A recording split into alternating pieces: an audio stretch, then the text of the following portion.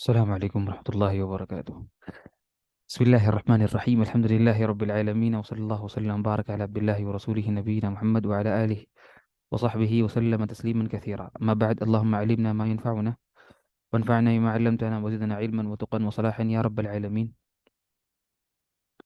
اللهم فقهنا في الدين وعلمنا التأويل يا رب العالمين.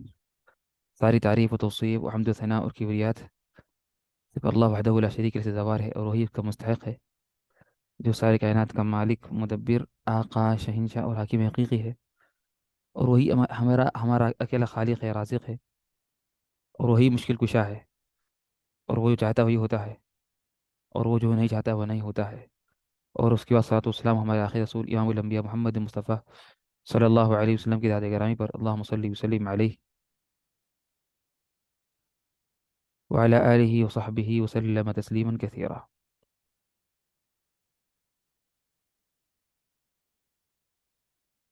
مطلب سامعین کرام، ہم نے پچھلی کلاس میں ہم نے جو پڑھا تھا وہ تھے عید کی نماز کے مسائل، اور انشاء اللہ تعالی آج ہم پڑھیں گے انشاءاللہ جنازے کی نماز کے مسائل باذن اللہ تعالی. انشاءاللہ امید ہے کہ میری آواز واضح آ رہی ہوگی انشاءاللہ. نعم.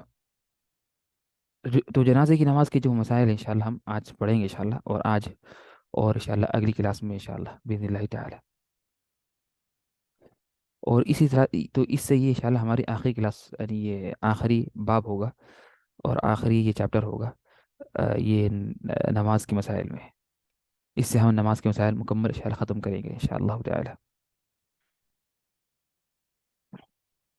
امید ہے کہ کچھ ساتھی تاکید کر دے کہ آواز ٹھیک آ رہی ہے تاکہ میں شروع کروں. ٹھیک ہے. الحمد للہ. طيب.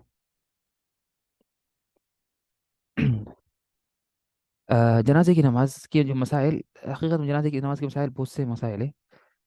ہم انشاءاللہ کوشش کریں گے کہ ان کو شارٹ میں اور مختصر انداز سے طریقے سے پڑھیں، تاکہ وہ ہم یعنی اس کے اکثر مسائل کو پڑھ سکیں. ورنہ حقیقت میں اہل علم میں اور علماء کرام نے جنازے کی نماز کے مسائل میں کئی مسائل ذکر کیے ہیں. ان مسائل میں سے پہلا جو ہم انشاءاللہ آج جو پڑھیں گے انشاءاللہ وہ پڑھیں گے انشاءاللہ. آج ہم پڑھیں گے انشاءاللہ یہ جناز یعنی یہ بیماری کے مسائل. آ، آج ہم پڑھیں گے انشاءاللہ بیماری کے احکام. بیماری کے بیماری کے احکام. سب سے پہلے ہم یہ جانیں گے اس میں کہ نا موت کی تمنا کرنا مکروہ ہے. موت کی تمنا کرنا مکروہ ہے. اس لیے کہ نا انسان موت کی تمنا نہ کرے. اس لیے کہ یعنی اس لیے کہ یہاں پر فرماتے ہیں اللہ کے رسول صلی اللہ علیہ وسلم، جیسا کہ حدیث میں ہے، کسی تکلیف میں اگر کوئی شخص مبتلا ہو تو اسے موت کی تمنا نہیں کرنی چاہیے، اور اگر کوئی موت کی تمنا کرنی ہی لگے تو وہ یہ کہے. تو اللہ کے رسول نے ایک دعا سکھائی کہ فرمایا کہ اصل موت کی تمنا نہ کرے انسان. انسان یہ منع ہے، بلکہ بعض علماء نے کہا کہ حرام ہے. تو موت کی تمنا کرنا حرام ہے اور جائز نہیں ہے. اسی کہ اللہ کے رسول نے فرمایا کہ نا موت کی تمنا مت کرو. یہ حکم دیا کہ موت کی تمنا مت کرو. پھر فرمایا کہ نا اگر موت کی تمنا کرنا ہی ہے تو یہ کہو، کیا کہو؟ اللہم احیینی ما علمت ما كانت الحیات خیرا لی وتوفنی اذا كانت الوفات خیرا لی. اللہ مجھے زندہ رکھ اگر میرا زندہ رہنے میں خیر ہے، اور مجھے موت دے دے اگر مجھے مرنے میں بہتر ہے. اگر مجھے مرنا بہتر ہے تو مجھے موت دے دے اور مجھے اٹھا لے دنیا سے. تو یہ دعا کر سکتے ہیں صرف. تو یہی دعا کرنے کی اجازت ہے، لیکن اس کے علاوہ موت کی تمنا کرنا یہ جائز نہیں ہے. موت کی تمنا کرنا یہ جائز نہیں ہے. ہاں لیکن ہاں اگر دین میں فتنے کا خدشہ ہو، اگر خدشہ ہو کہ آپ جہاں رہتے ہیں یا اس زمانے میں بہت خدشہ ہو کہ فتنے کا، اور اور آپ کو ڈر ہے کہ آپ کا دین پہ یعنی خدشے کا نقصان ہو اور خدشہ ہو، اور آپ کو ڈر ہو کہ آپ کے دین میں کچھ کمی ہو اور نقصان پہنچے آپ کے دین کو، اور آپ اس کو سنبھال نہیں سکتے، تو پھر علماء کرام نے اس کی دی اجازت ہے کہ آپ موت کی تمنا کر سکتے ہیں وہ دعا میں. یعنی یہ نہیں کہ آپ بولیں کہ اللہ مجھے اگر کوئی فتنہ ہو دین کا میرے دین میں تو اللہ مجھے موت عطا کر دے. جیسا کہ یہ حدیث میں ہے کہ اللہ کے رسول صلی اللہ علیہ وسلم کی ایک دعا تھی، بلکہ اللہ تعالیٰ نے سکھائی یہ دعا اللہ کے رسول صلی اللہ علیہ وسلم کو، کہ فرمایا کہ اے محمد اگر تم دعا مانگو تو یہ کہو کہ اللہم انی اسألک فعل الخیرات، اللہ میں آپ سے طلب کرتا ہوں کہ بھلے کاموں کرنے کی توفیق، و ترک المنکرات، اور منکرات اور گناہوں کرنے اور گناہ کرنے سے بچنے کے لیے، کہ مجھے یعنی اس کے میں گناہ سے بچنے کی توفیق طلب کرتا ہوں، وحب المساکین، اور مسکینوں سے محبت طلب میں آپ سے مانگتا ہوں، وان تغفر لی وترحمنی، اور مجھے آپ معاف کر دیں اور رحم کریں مجھ پر، وَإِذَا أَرَدْتَ فِتْنَةَ قَوْمٍ، اے اللہ تعالیٰ اور اگر آپ کسی قوم کو آزمائش میں ڈالنا چاہتے ہیں، فَتَوَفَّنِي غَيْرَ مفتون، تو مجھے فتنے میں ڈالنے سے پہلے موت دے دے۔ تو یہ دعا کی اللہ کے رسول نے صلی اللہ علیہ وسلم نے، جو اللہ نے سکھائی اللہ کے رسول صلی اللہ علیہ وسلم کو، کہ اگر آپ نے ارادہ کیا کسی قوم کو آزمائش میں ڈالنے کا، تو مجھے اس فتنے سے آنے سے پہلے مجھے موت دے دے، اور فرمایا کہ وَسَأَلُكَ حُبَّكَ، اور مجھے تیری محبت عطا کر، اور تجھ سے محبت کرنے کی توفیق عطا کرنا۔ اس طرح سے وہ حب من يحبک، اور ہر اس آدمی کی مدد محبت جس سے آپ کرتے ہیں محبت، وحب عمل يقرب الى حبک، اور ہر اس عمل کی مجھے مجھے عطا کر محبت جو عمل آپ کے قریب مجھے کرے۔ تو بلا شک ایک جامع دعا ہے یہ، انسان اس کو یاد کرے اور پڑھے اس کو، یہ جو دعا ہے، تو یہ دعا انتہائی اہم دعا ہے، انسان اس کو ضائع نہ کرے اور پڑھے اس کو۔ نعم۔ تو یہ جو دعا ہے، اس میں اللہ کے رسول صلی اللہ علیہ وسلم نے بھی اللہ تعالیٰ سے یہ کہا کہ اے اللہ تعالیٰ اگر آپ کسی قوم کو آزمائش میں واقع کرنا چاہتے ہیں تو مجھے اٹھا لے، اور مجھے موت دے دے، اور مجھے اس سے پہلے یعنی فتنے سے پہلے مجھے موت دے دے۔ اور اس طرح سے اگر کسی انسان کو یعنی بہت ہی بڑی عمر ہو گئی اور وہ سمجھتا ہے کہ اب کسی کام، ابھی میں نے جو بہت کام کر لی، تو ممکن ہے کہ جیسا کہ عمر رضی اللہ عنہ نے دعا کی تھی اپنی موت سے پہلے، کہ جب انہوں نے حج کیا، تو وہ آخری جب حج کیا انہوں نے 23 ہجری میں، تو انہوں نے دعا کی حج میں مینا میں کہ اللہ تعالیٰ میری عمر بڑی ہو گئی اور میرے ہڈیاں کمزور ہو گئے، اور تو مجھے بلا لے اپنے پاس۔ تو تابعی فرماتے ہیں کہ وہ ابھی ابھی انہیں ذی الحجہ کا مہینہ پورا نہیں ہوا کہ ان کا انتقال ہو گیا، یعنی ان کی دعا کرنے کے 10-15 دن کے اندر ان کی موت واقع ہو گئی۔ تو یہ بھی یعنی، لیکن اصل تو موت کی تمنا کرنا یہ مکروہ حرام ہے، اور یعنی اگرچہ یعنی علماء کی رائے یہ ہے کہ مکروہ ہے، اور لیکن اور بعض علماء کی رائے ہے کہ حرام بھی ہے، اس لیے کہ حدیث میں واضح حدیث ہے کہ لا تمنوا الموت، کہ موت کی تمنا مت کرو۔ اس طرح سے یہ بیماری کے احکام سے یہ بھی ہے کہ انسان علاج کرائے، علاج کرانا سنت ہے۔ تو یہ کوئی پرہیزگاری نہیں ہے، نہ ہی یہ تقوی کی علامت ہے کہ انسان علاج نہ کرائے، نہیں، بلکہ یہ یعنی یہ بیماری، یہ سنت یہ ہے کہ انسان علاج کرائے۔ صحیح حدیث میں فرماتے ہیں اللہ کے رسول صلی اللہ علیہ وسلم، اللہ کے بندو علاج کرواؤ، اس لیے کہ اللہ تعالیٰ نے کوئی بھی ایسا مرض نہیں بنایا جس کی شفا اس کے ساتھ نہ بنائی ہو۔ تو اللہ نے جو بھی بیماری پیدا کی یا بنائی، اس کے ساتھ اس کی شفا بھی بنائی ہے، سوائے بڑھاپے کے، سوائے موت کے یا بڑھاپے کے۔ تو انسان تو پھر ناممکن ہے کہ انسان جو بوڑھا ہو جائے، اور بوڑھا ہو جائے تو وہ جوان ہو جائے، تو ناممکن ہے۔ اور اس بلکہ لوگ تمنا کرتے ہیں کاش کے جوانی کے ایام پھر سے آ جائیں واپس، یا بچپنا واپس آ جائے، تو یہ لیکن یہ ناممکن ہے، ٹھیک ہے نا۔ تو اللہ نے جو بھی بیماری بنائی ہے اس کے ساتھ اس کی دوا بھی بنائی ہے، اور اس کی شفا بھی بنائی ہے۔ تو اس لیے فرماتے ہیں اللہ کے رسول صلی اللہ علیہ وسلم، اللہ کے بندو علاج کرواؤ، علاج کرواؤ۔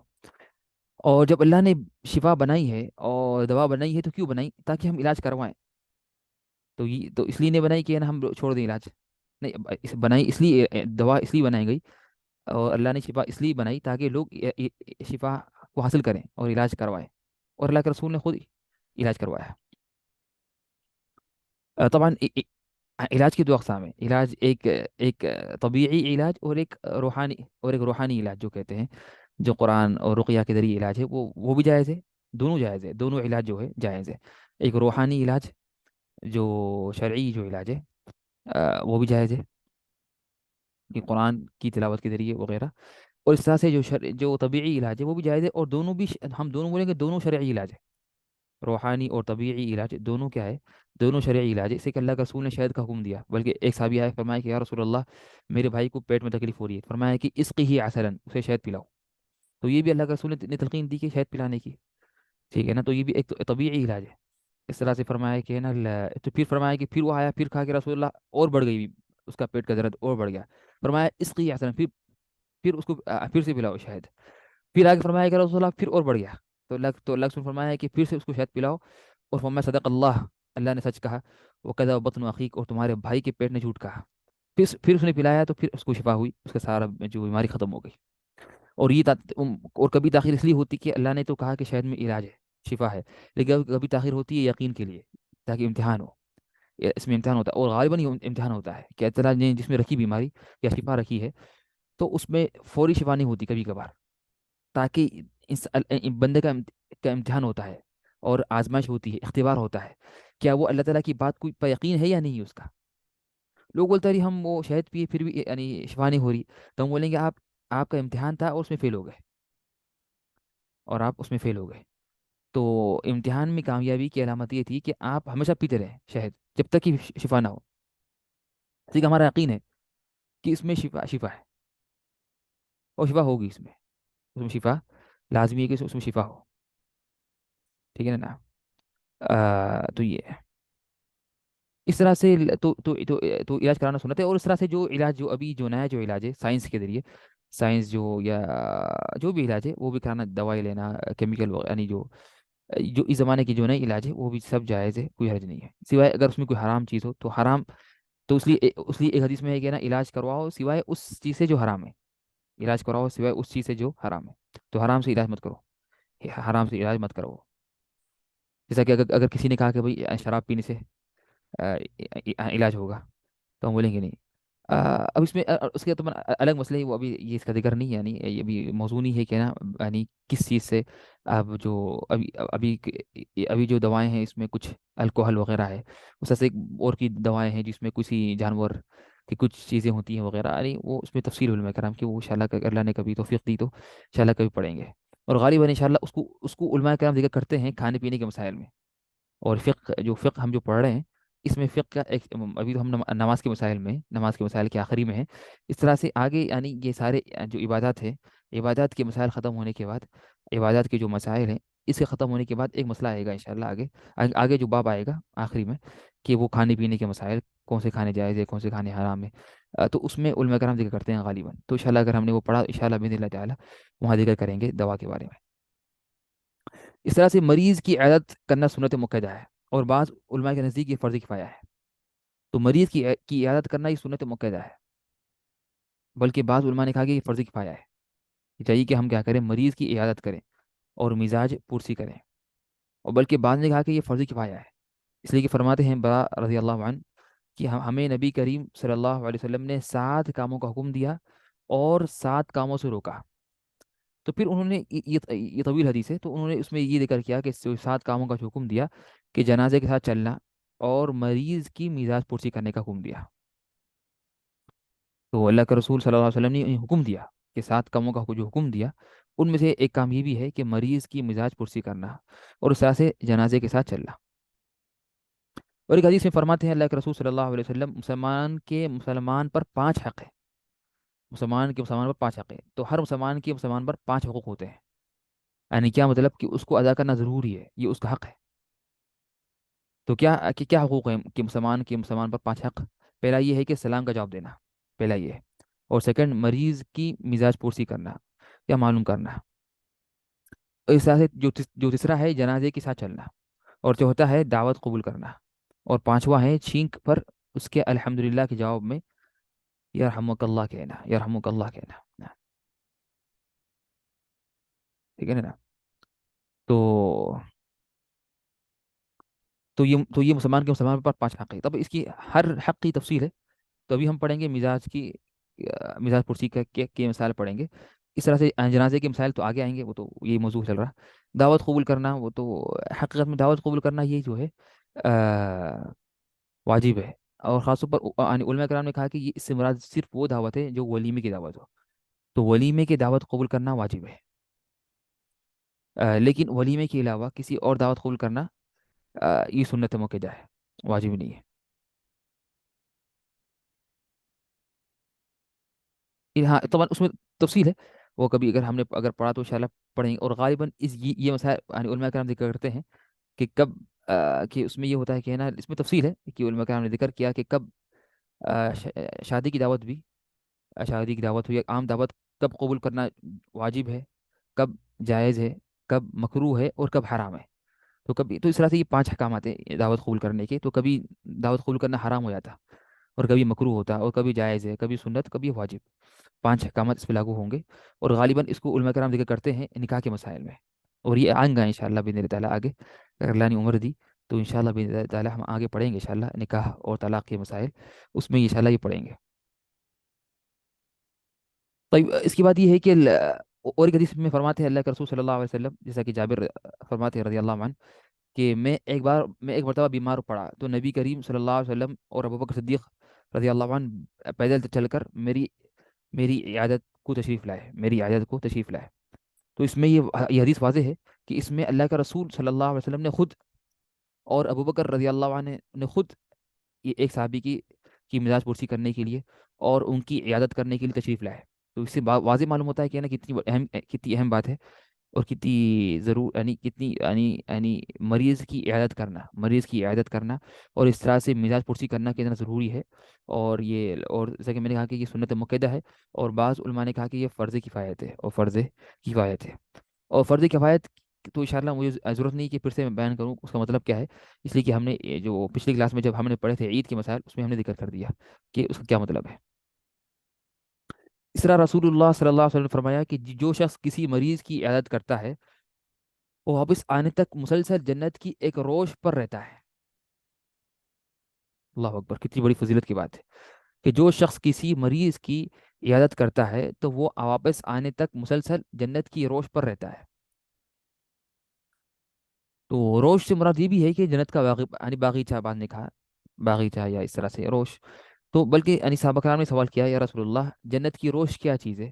تو آپ نے فرمایا اس کے پھل جنہیں وہ چنتا ہے، اس کے پھل جنہیں وہ چنتا ہے۔ ٹھیک ہے نا، تو یعنی وہ ایک جنت کے باغیچے میں اور اس طرح سے وہ جنت کے پھلوں میں رہے گا جب تک کہ وہ مریض کی مزاج پرسی کرنے گیا اور واپس آنے تک۔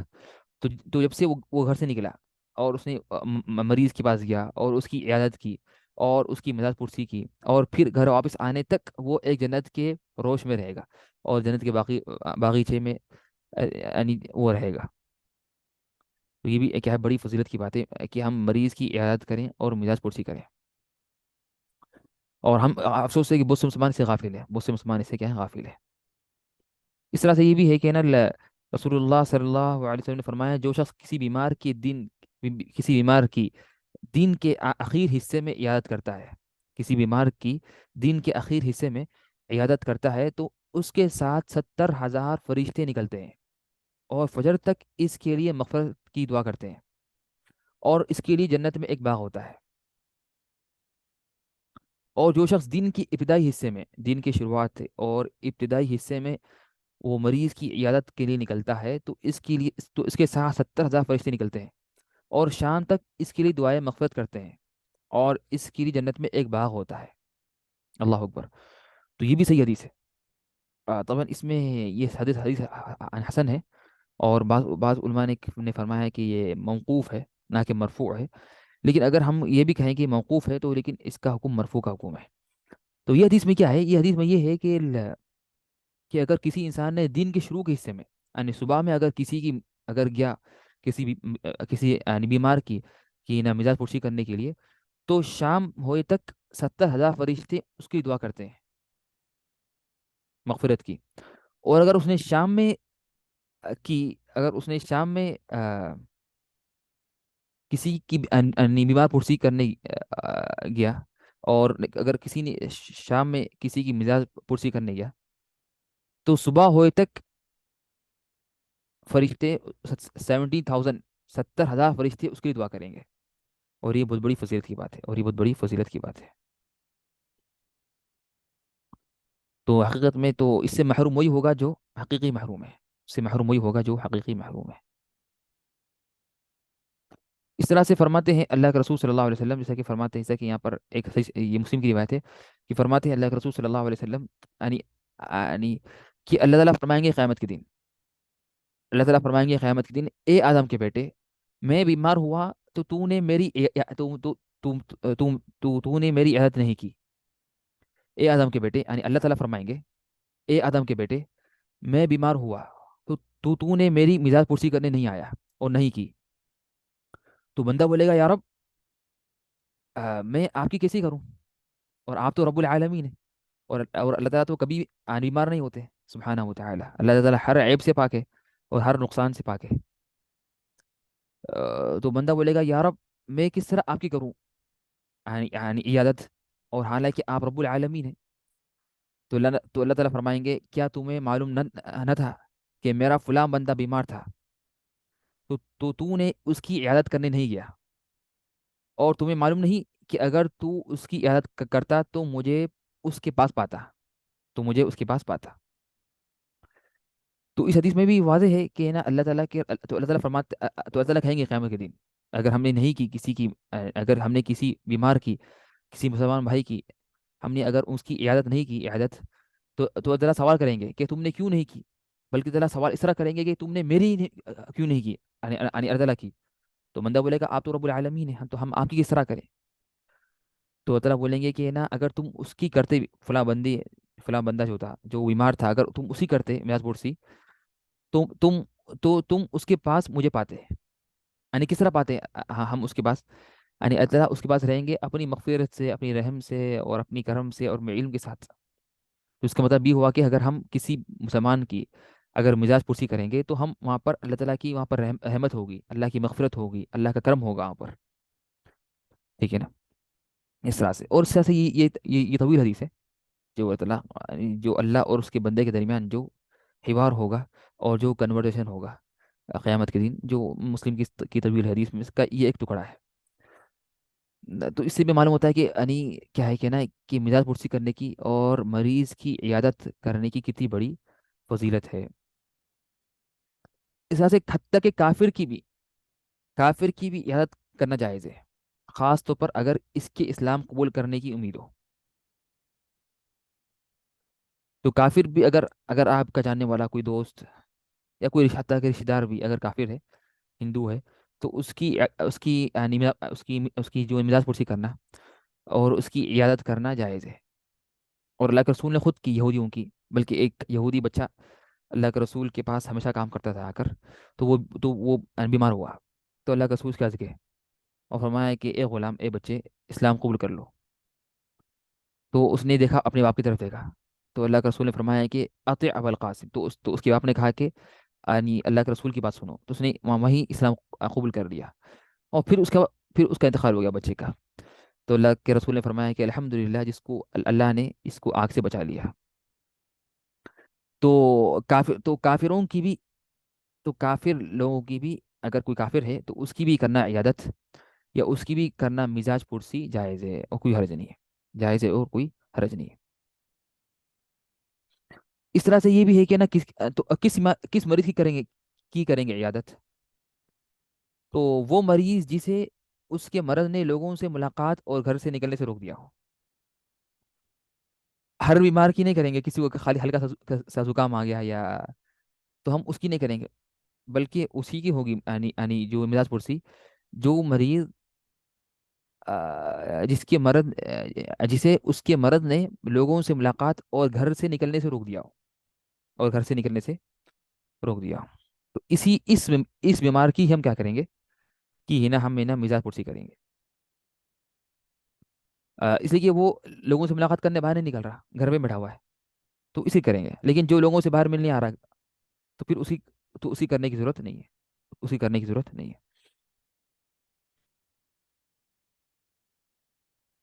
امید ہے کہ یہ بات واصلہ واضح ہے انشاءاللہ. تو یہ مسائل واضح نہیں آپ لوگوں کو. تو یہ نا مریض کی عادت، مریض کی جو وہ ہے عیادت ہے، یا مزاج پرسی کرنا، یہ اس کی مسائل واضح ہے آپ لوگوں کو، یہ جو حدیث ہے جو میں نے ذکر کی ہے. یا کوئی سوال ہے؟ صحیح. اس طرح سے اب ہم پڑھیں گے انشاءاللہ مریض کی عیادت کے کچھ آداب. جو اسلام نے ذکر کیا ہے۔ اسلام نے کچھ ہمیں سکھائے ہیں، اور علماء کرام نے کچھ مریض کی عیادت کے کچھ آداب بیان کیے ہیں۔ جب بھی ہم کسی مریض کی ہم یعنی مزاج پرسی کریں یا عیادت کریں تو ان آداب کا خیال کریں، ان آداب کا کیا کریں، خیال کریں۔ پہلا ادب یہ ہے کہ دروازہ کھٹکھٹاتے وقت دروازے کی طرف متوجہ نہ ہو۔ جب آپ اور یہاں پر یہ آداب کس کے ہیں؟ یہ آداب مریض کے پاس جانے کے لیے بھی ہے، اور عام طور پر کسی سے ملاقات کرتے ہو جانے کی آداب ہے، عام آداب۔ تو جب ہے نا کھٹکھٹائیں گے دروازہ اور ناک کریں گے ڈور کو، تو ہم سامنے کھڑے نہ ہوں ڈور کے بالکل، اور سامنے دیکھتے رہیں ڈور پہ طرف نہیں، بلکہ آپ پلٹ کے کھڑے ہوں، اور پلٹ کے کھڑے ہوں رائٹ یا لیفٹ سائڈ، رائٹ یا لیفٹ سائڈ، یہ بہتر ہے۔ بالکل پورا پلٹ جانا الٹا، یہ بھی ٹھیک نہیں ہے۔ کیوں ٹھیک نہیں ہے؟ اس لیے کہ اگر وہ دیکھے سوراخ میں سے کہ کون آیا، تو نظر نہیں آئے گا کون ہے، ٹھیک ہے نا؟ تو بہتر یہ ہے کہ آپ رائٹ یا لیفٹ سائڈ، دائیں یا بائیں طرف، جانب منہ آنی آپ ڈور کو آنی نوک کریں اور دروازہ کھٹکھٹائیں۔ اس طرح سے نرمی سے دروازہ کھٹکھٹائیں، شاید وہ سو رہا ہوگا، خاص طور پر بیمار کو جب آپ کھٹکھٹائیں گے تو زور سے بیل نہ مارے، کیا کریں،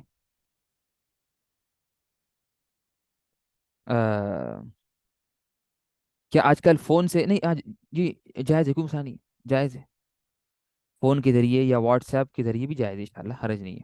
حالانکہ اصل تو افضل یہ کہ آپ خود جائیں، اس لیے کہ بیمار کوئی سامنے بیٹھنے سے زیادہ اس کو ہفتہ ہوتا ہے، اور مقصد کیا ہے، اور مقصد جو ہے بیمار کی مزاج پرسی کرنے کا، وہ یعنی وہ کیا ہے کہ وہ اس کو ہم تسلی دیں اور دلاسا ہو، اور اس کی بیماری میں کم ہو، یعنی کمی ہو، ٹھیک ہے نا؟ اور عام طور پر لوگ انسان جو ہے، بنی آدم جو ہے، انسان جو آدم کی اولاد، یہ ہماری جو طبیعت یہ ہے کہ ہم لوگوں سے خوش ہوتے ہیں، لوگوں سے ملاقات کر کے، اور ہم ان سے انس ملتا ہے اور دلاسا ملتا ہے، اور ہم مانوس ہوتے ہیں لوگوں سے، اور اکیلے رہنے سے انسان کی بیماری اور بڑھ جاتی ہے، ٹھیک ہے نا؟ تو اکیلے نہ رہیں، تو اکیلے اگر رہیں گے تو ہماری بیماری میں اور اضافہ ہوگا، اور ڈپریشن ہوگا، اور بیماری کم تھی لیکن اور ڈبل ہو جائیں گی۔ وجہ کیا ہے؟ کہ وجہ یہ ہے کہ نا ہم اکیلے ہیں، ٹھیک ہے نا؟ تو اکیلے تو ہم کیا کریں گے کہ نا،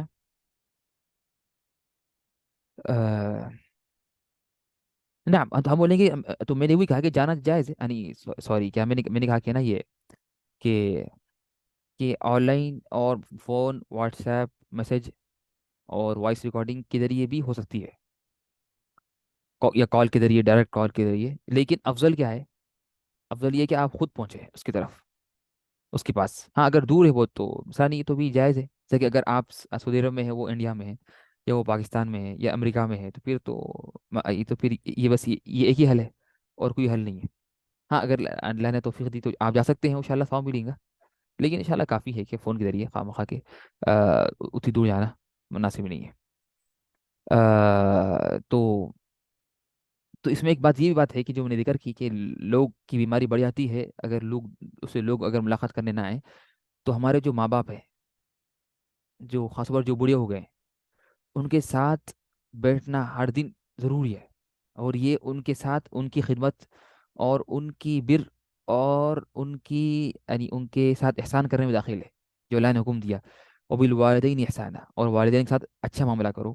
تو اس میں یہ سب سے اہم چیز یہ ہے کہ آپ ان کے ساتھ وقت گزاریں، ان کے ساتھ سامنے بیٹھ کر، ان کے ساتھ سامنے بیٹھ کر، ان کے پاس بیٹھ کر وقت گزاریں، اس لیے کہ ماں باپ کو یہ چیز بہت اچھی لگتی ہے کہ ان کے بیٹے ان کے پاس آ کر اپنا وقت گزاریں۔ لیکن افسوس کے ساتھ یہ ہو گیا آج کل بہت سے بچے، خاص طور پر جب بچے چھوٹے ہوتے ہیں تو ساتھ ہوتے ہیں، جب ماں باپ بڑے ہو جاتے ہیں، بوڑھے ہو جاتے ہیں، تو بچے دور ہو جاتے ہیں، کوئی کمانے کے لیے، کوئی اپنے گھر والوں کے ساتھ، کوئی اپنی بیوی کے ساتھ، کوئی اپنے شوہر کے ساتھ، کوئی اپنے ملک بدل دیا، کوئی انڈیا میں ہے تو کوئی سعودی عرب میں ہے۔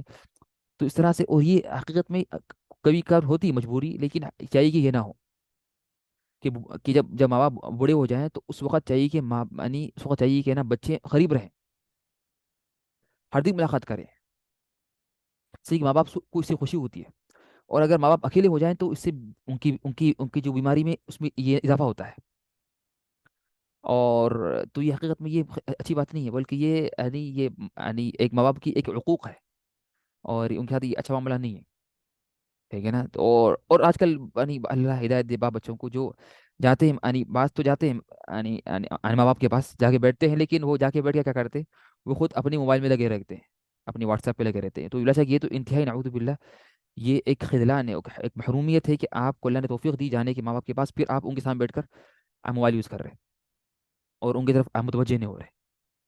بلکہ آپ چاہیے کہ بالکل اس وقت ان کے وقت جاتے وقت موبائل بند کر دیں بالکل، اور یہ مکمل ان کی طرف متوجہ ہوں اور ان کی حالت یعنی ان کی حالت دریافت کریں اور ان کو خوش کریں، ان کو ہنسائیں، ان کا دل بہلائیں. تو یہ زیادہ ضروری ہے. اگر آپ اس طرح کریں گے تو آپ کے بچے اس طرح کریں گے. اگر آپ نے نہیں کیا تو پھر آپ کے بچے اس طرح نہیں کریں گے. اسی کہ یہ ماں باپ کی جو معاملہ ہے کہ والدین کی اطاعت کا اور والدین کے ساتھ اچھے سلوک کا، یہ قرضہ ہے. آپ نے اگر اس کو ادا کیا تو بچے آپ کا بھی قرضہ آپ کے ساتھ ادا کریں گے. اگر آپ نے اپنے ماں باپ کے ساتھ قرضہ ادا نہیں کیا صحیح صحیح طور پر، تو بچے بھی آپ کے ساتھ کیا کریں گے؟ اچھا سلوک نہیں کریں گے. کیونکہ آپ نے خود نہیں کیا اپنے ماں باپ کے ساتھ.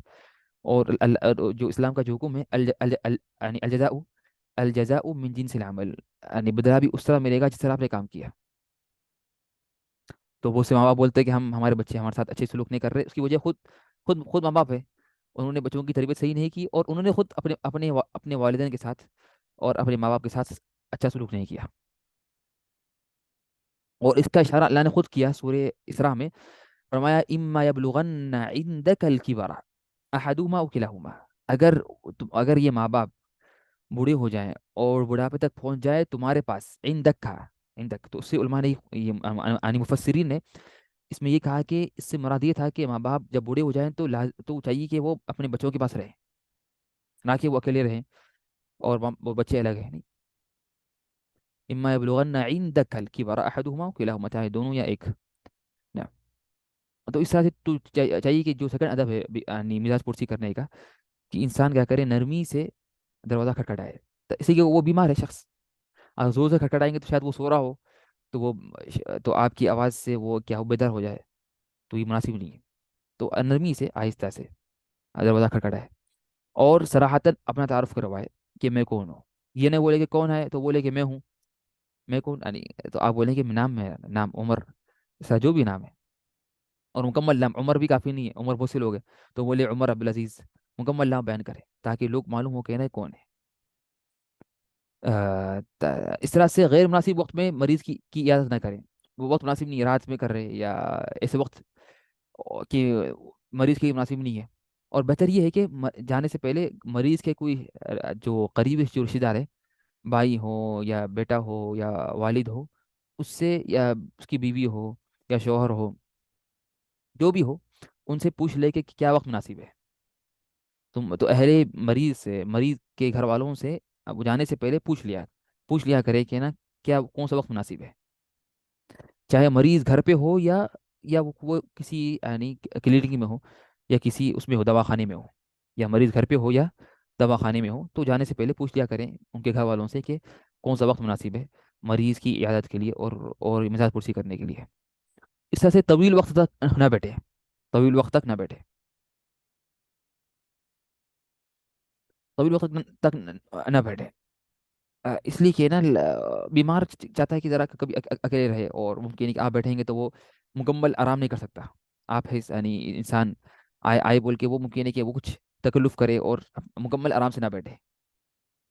تو چاہیے کہ ہم کیا کریں گے؟ ہاں الا اگر اس نے خود کہا کہ بیٹھو، اس نے خود کہا کہ نا کہ بیٹھو، تو آپ بیٹھ جائیں گے. اس میں بھی یہ ہے کہ نا اگر اس نے خالی کہا کہ اور بیٹھی، تو یہ نہیں کہ آپ دیکھیں گے وہ کس طرح کہہ رہا ہے. کہ کبھی انسان کیا کرتا ہے ادبن، بس کیا ہے ایک رعایتن اور ادبن کہتا ہے کہ اور بیٹھی ہے، حالانکہ اس کے دل میں نہیں ہوتا، لیکن ایک ادب سے کہتے ہیں. تو اگر آپ بولیں گے ہاں اس نے کہا کہ بیٹھ جاؤ، تو بیٹھ جائیں گے، حالانکہ اس کا مطلب نہیں ہے کہ وہ آپ بیٹھیں. ٹھیک ہے نا؟ تو نہیں، آپ یعنی آپ سمجھدار رہیں اور عقل استعمال کریں کہ ہاں اللہ کا اس نے بالکل سختی سے آپ پہ یعنی اصرار کیا اور کہا کہ آپ کے ساتھ بیٹھیں، اور کہا کہ نہیں آپ بیٹھی تو مجھے اور فائدہ ہوگا، تو ہاں بیٹھے، اچھی بات ہے. اگر اسے لگتا ہے کہ اگر آپ کے بیٹھنے سے اس کی بیماری میں اس کو اچھا لگتا ہے، اس کو تسلی ملتی ہے، اور تو ویسے آپ بیٹھ جائیں، کوئی مسئلہ نہیں ہے. اور یہ ہوتا ہے خاصا اگر آپ کے وہ قریبی دوست ہیں یا قریبی رشتے دار ہیں، تو اس سے انسان آنے کیا ہوتا ہے کہ نا اس کا دل اس سے بہلتا ہے. اس طرح سے نگاہ نیچے رکھے. نگاہ نیچے رکھا ہے، یہ نہیں کہ اوپر اگر کسی کے گھر میں گئے تو بس نگاہ نیچے رکھے، یہ نہیں کہ اوپر یہاں وہاں دیکھ رہے کہ یہ کیا ہے وہ کیا ہے یہ کیا ہے، نہیں نیچے دیکھیں. اور اس طرح سے سوالات کم کریں. ارے وہ بیماری کی ہوئی، یہ کیا ہوا، پھر کیا ہوا، پھر ایسا کیا ہوا، پھر وہ ڈاکٹر کیا بولا، پھر یہ کیا ہوا، یعنی جو سوالات ضروری نہیں ہے. پھر یہ بیماری کب سے ہوئی، کیا ہوئی، کیوں ہوئی، جو ایک فضول سوالات نہ کریں. ہاں ایک دو سوال کر لیجیے جو اہم سوال ہے، باقی بس چھوڑ دیں. ہاں اس نے خود بیان کیا تو سن لیں، ورنہ خواہ مخواہ کے ایک فضول سوالات کرنا ٹھیک نہیں ہے. اس طرح سے دعا کریں، یہ اہم چیز ہے کہ آپ کیا کریں، مریض کے لیے دعا کریں. مریض کے لیے کیا کریں، دعا کریں. مریض کے لیے دعا کریں. کہ مریض کے لیے کیا کریں، دعا کریں. تو یہ سنت ہے اللہ کے رسول صلی اللہ علیہ وسلم کی، اور یہ آگے آگے آئے گا. اس طرح سے اسے امید دلائیں، اور اسے امید دلائے کہ اور کہے کہ انشاءاللہ آپ کی بیماری ٹھیک ہو جائیں گی انشاءاللہ. یہ نہیں کہ الٹا کہ افسوس سے بعض لوگ کیا کرتے ہیں کہ نا وہ اور بیماری میں اضافہ کرتے ہیں. اگر یہ کسی کے پاس بیماری اس کے پاس اس کی عیادت کرنے کے لیے یا اس کی مزاج پرسی کرنے کے لیے، تو بولتے ہیں یہ کیا ہوا. تو چاہیے کہ ہم کیا بولیں کہ نا یہ بولیں کہ نا اگر ہم گئے ہیں تو چاہیے ہم یہ بولیں کہ آپ کی مجھے یہ فلاں فلاں بیماری ہوئی. تو بولنا کہ ارے کوئی مسئلہ نہیں ہے، تو ہلکی سی بیماری ہے، اور میں جانتا ہوں بہت سے لوگوں کو ان کو یہ بیماری ہوئی تو اور ان کی شفا ہو گئی تھی الحمدللہ، تو کوئی مسئلہ ہی نہیں ہے، ٹینشن مت لو. ٹینشن زیادہ مت لو، اور ختم، ہلکی سی بیماری ہے، جانتا ہوں میں، یہ کچھ مسئلہ نہیں ہے. یہ نہیں کہ الٹا کہ بعض نعوذ باللہ بعض لوگ بولتے ہیں کہ ارے آپ کو کیا ہوئی، یہ بیماری ہوئی، ان للہ، اور یہ ختم، اب موت قریب ہے آپ کی، یا میں جانتا ہوں بہت سے لوگوں کی سیم بیماری ہوئی مر گئے. تو اس سے بیماری یعنی ممکن ہے کہ بیماری ہلکی ہو وہ کیا ہو اور مر جائے، کہ آپ نے اسی بات کہی. ٹھیک ہے نا، تو اس طرح کی باتیں نہ کریں، بلکہ ہم اسی بات کریں کہ یعنی ان شاء اللہ اللہ اللہ کو شفا دے گا. اور اللہ کو شفا دے گا اس طرح سے. اور یہ بیماری میں جانتا ہوں کہ بہت سے لوگ کو ہوئی اور شفا ہو گئی، اور کوئی مسئلہ نہیں ہے. آپ اللہ سے اچھی امید رکھیے، تو اللہ سے اچھی امید کی تلقین کریں، نہ کہ اس کی ہمت کم کریں اور اسے اور ڈرا دیں تاکہ وہ اور خوفزدہ ہو جائے اور مر جائے. ٹھیک ہے نا. اور حقیقت میں جو بیماری جو ہے نا، بیماری کا تقریباً آدھا یعنی 50% جو تعلق ہے وہ ہے انسان کی نفسیاتی طور پر. انسان کی جو نفسیاتی جو معاملہ ہوتا ہے، جو یعنی سائیکولوجی طور پر انسان کو بیماری ہلکی ہوتی ہے، لیکن وہ سمجھتا ہے کہ بڑی بیماری ہو گئی تو اس سے وہ اس بیماری بڑی آتی ہے. اور کبھی انسان کو بڑی ہوتی ہے بیماری، لیکن وہ سمجھتا ہے کہ کچھ بیماری نہیں ہے تو اس کی شفا ہو جاتی. اور خاص طور پر اس کی جو بڑی مثال ہے یہ کرونا، کہ بہت سے لوگ کرونا ہوا نہیں لیکن ڈر گئے کرونا سے، تو کرونا آیا مر بھی گئے. اور بعض لوگوں کو کرونا آیا بھی اور چلے گیا بھی، اور معلوم ہی نہیں ہوا کہ ان کو کرونا ہوا. صحیح کہ وہ بنداز تھے بالکل، یعنی لائٹ لے کے تھے، یار یہ ایسی کی تیسی کرونا ہے یا نہیں ہے، جو بھی ہے آتا جاتا جو بھی ہے. ٹھیک ہے نا. تو انسان بالکل یعنی تو اس لیے ہم کیا کریں، یہ خاص خیال کریں خود اپنے اوپر، اور اگر ہم کسی کی مزاج پرسی کرنے جائیں اس طرح سے اسے توبہ کی ترغیب دلائیں. یعنی ایک ہے نا معقول انداز سے، ایک معقول طریقے سے اس کو توبہ یہ نہ بولے کہ تمہاری کل موت آنے والی تو ابھی آج توبہ کر لو فوری. نہیں، یہ بھی طریقہ صحیح نہیں ہے، لیکن ایک یعنی انڈائریکٹلی ایک کہ آپ اسے توبہ کرنے کی تلقین کریں، اس لیے کہ موت آ سکتی ہے کبھی بھی. اور وصیت لکھنے کی بھی تلقین کریں، وصیت کی ترغیب دلائیں کہ وصیت لکھ دے، کہ کچھ اگر قرضے ہیں وہ واپس کر دیں، اور حقوق ادا کرنا ہے یا کچھ وصیت کرنا ہے تو وصیت کر دیں. اس طرح سے صبر کی تلقین کریں، اور کہے کہ صبر کریں، اور صبر کی جو فضیلت بیان کریں کہ صبر کی کتنی بڑی فضیلت ہے.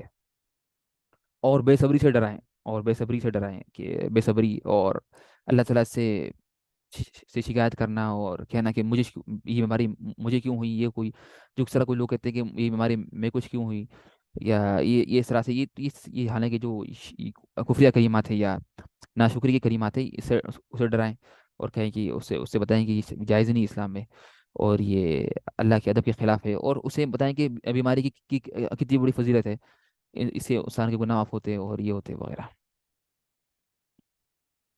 اور ابھی تقریباً پچھلے 2 دن پہلے یا 3 دن پہلے ایک شخص کا انتقال ہوا یہاں پر مدینے میں. اس کا نام تھا عبداللہ بانعمہ. اس کی خبر مشہور ہوئی واٹس ایپ وغیرہ پر. تو یہ جو ابھی تقریباً 2 دن یا 3 دن پہلے اس کا انتقال ہوا مدینے میں.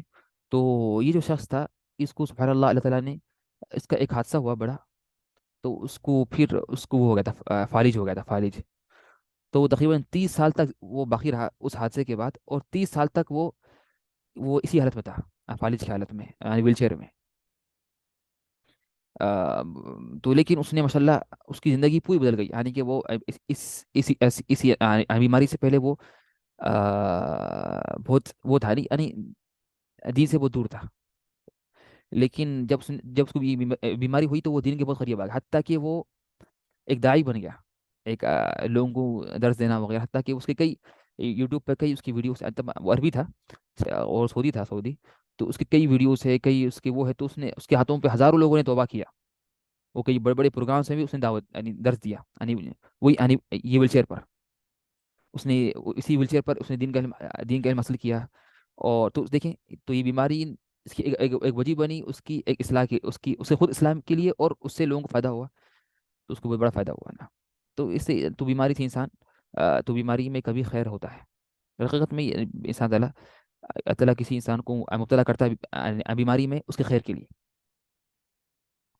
اور یہ ایک اللہ تعالیٰ کی خیر کی علامت ہے کہ اللہ تعالیٰ کسی انسان کو بیماری میں مبتلا کرے، اسی فرماتے ہیں ابن مسعود رضی اللہ عنہ، کہ انہوں نے فرمایا کہ قیامت کے دن کہ اہل عافیت، کے لوگ جنہیں بیماری نہیں ہوئی، وہ تمنا کریں گے کہ کاش کہ ہم بھی بیمار ہوتے ہیں، کہ جب وہ دیکھیں گے یعنی قیامت کے دن کہ کس طرح اللہ تعالیٰ نے بیماروں کو اتنا عطا کیا، ثواب اتنا ثواب عطا کیا، کہ اہل عافیت تمنا کریں گے کہ کاش کہ ہم بھی کیا ہوتے دنیا میں، یعنی ہم بھی بیمار ہوتے ہیں، ٹھیک ہے نا، لیکن کیا یہ سنت ہے کہ ہم انسان اپنے آپ کو کوئی بیمار کر لے یا بیماری تمنا کرے؟ نہیں، بلکہ انسان ہمیشہ دعا کرے عافیت کی، ہمیشہ دعا کرے عافیت کی، اور اللہ کا رسول کی صبح شام کی دعا تھی، اللہم انی اسألک العفو والعافیہ، اللہ تعالیٰ میں آپ سے معافی اور عافیت طلب کرتا ہوں، تو انسان ہمیشہ عافیت طلب کرے، بیماری طلب نہ کرے، لیکن اگر بیماری آ جائے تو صبر کرے، اس لیے کہ آزمائش دونوں سے ہوتی ہے، کبھی دے کر کبھی لے کر، کبھی آزمائش ہوتی ہے بیماری سے اور کبھی ہوتی ہے آزمائش صحت سے، اور ہر ایک کی آزمائش الگ ہے، یعنی کبھی اللہ تعالیٰ کسی کو آزماتا ہے، کبھی اس کو بیمار کر کر، کبھی آزماتا ہے اس کے رزق میں کمی سے، کبھی آزماتا ہے اس کے بچوں سے، اس کے بچوں کی بچے اس کے ٹھیک نہیں ہوتے، تو یہ آزمائش ہوتی ہے، یعنی والد کے لیے، والدہ کے لیے، کبھی ہوتی ہے آزمائش اس کے دین میں، اور یہ سب سے بڑی آزمائش ہے، ٹھیک ہے نا، کبھی ہوتی ہے آزمائش اس کے امن میں، خوف میں، پیس میں، مختلف قسم کی آزمائشیں ہیں، تو انسان کو اللہ نے جس قسم کی آزمائش میں مبتلا کیا وہ صبر کرے، وہ کیا کرے، صبر کرے، ٹھیک ہے نا، تو یہ کچھ آداب تھے بیمار کی، یعنی یہ نا، یہ مریض کی عیادت کے اور بیمار کے مزاج پرسی کا ہے،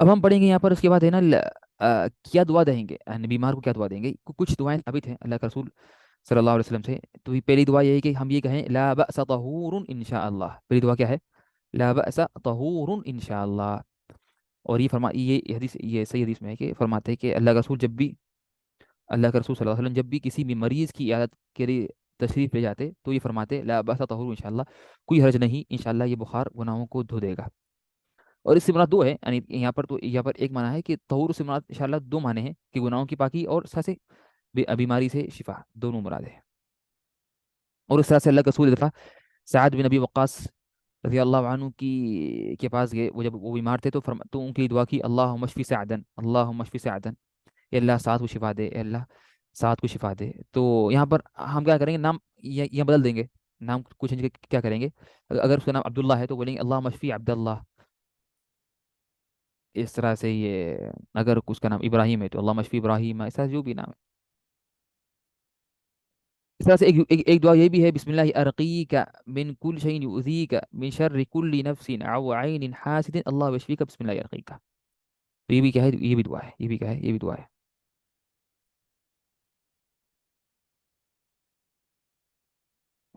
اس کو یہ چینج کر دیں گے عربی فونٹ میں تو بہتر رہے گا،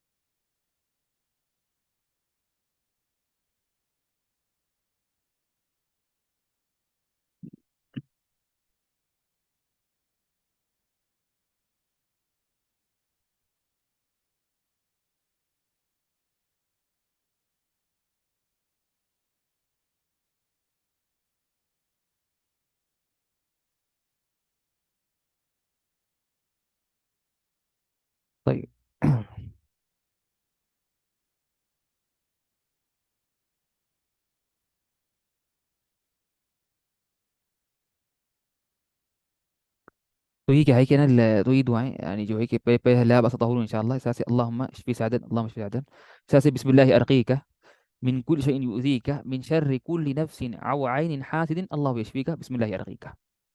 تو یہ بھی انسان کیا کرے، یہ بھی دعا ثابت ہے اللہ کے رسول صلی اللہ علیہ وسلم سے کہ انسان یہ دعا کرے کہ یہ، اور یہ جو قصہ، اور یہ دعا یہ کون کی؟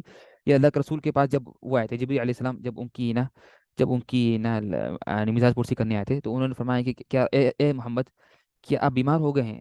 تو اللہ کے رسول نے فرمایا نعم میں بیمار ہو گیا ہوں. تو جبریل علیہ السلام نے فرمایا تو یہ کلمات کا ہے، اور اس کا مطلب کیا ہے؟ میں اللہ کے نام سے آپ کو دم کرتا ہوں ہر چیز سے حفاظت کے لیے جو آپ کو تکلیف دے، ہر نفس اور ہر حسد کرنے والی آنکھ کے شر سے اللہ کو شفا دے، میں اللہ کے نام سے آپ کو دم کرتا ہوں. تو یہ دعا بھی اچھی دعا ہے، اس کے جو ہے بسم اللہ ارقیکا من کل شیء یؤذیکا من شر کل نفس او عین حاسد اللہ یشفیکا بسم اللہ ارقیکا. اس طرح سے یہ بھی ایک دعا ہے کہ اللہم رب الناس مذهب البأس اشفی انت الشافی لا شافی الا انت شفاء لا یغادر سقما. تو یہ بھی کیا ہے؟ تو یہ بھی دعا ہے کہ انسان کیا کرے، یہ دعا کو بھی کرے اور پڑھے. اس کی بھی چینج کریں گے. نا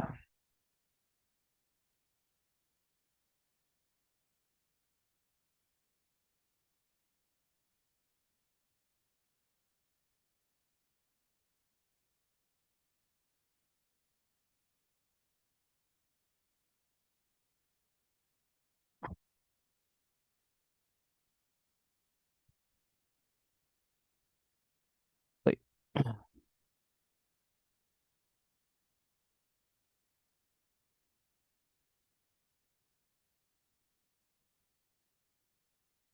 طيب.